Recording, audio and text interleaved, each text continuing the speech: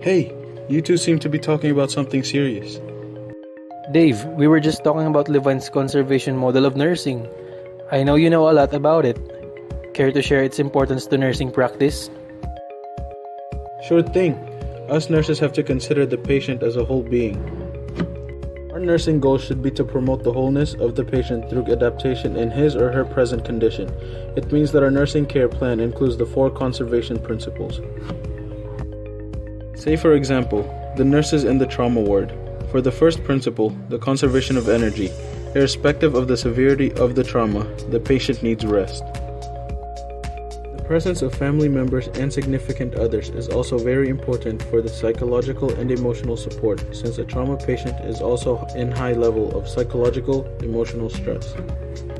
The second principle, the conservation of structural integrity for a trauma patient, expect some skin damage, which may be minor or major depending on the severity of the trauma.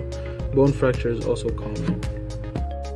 If the structural integrity is already compromised for a trauma patient, it is our responsibility as a nurse to implement measures to promote healing and to prevent further deterioration. If a patient is on bed rest, skin protocol is a must. Hourly change of position. Other nursing interventions include dressing of wounds under aseptic technique to prevent infection, maintaining alignment of bones through skin skeletal traction as ordered by the doctor, and preparing the patient for emergency surgery to prevent loss of function of a body part, or in some cases, to prevent possible loss of a body part. The third principle, the conservation of personal integrity, is to show respect to the patient and maintain his privacy. Call him by his preferred name and do not forget to introduce yourself to him. Include him in his plan of care. It will help retain his self-worth. For the last principle, the conservation of social integrity, the presence of family and friends at bedside gives a positive effect on the patient's well-being.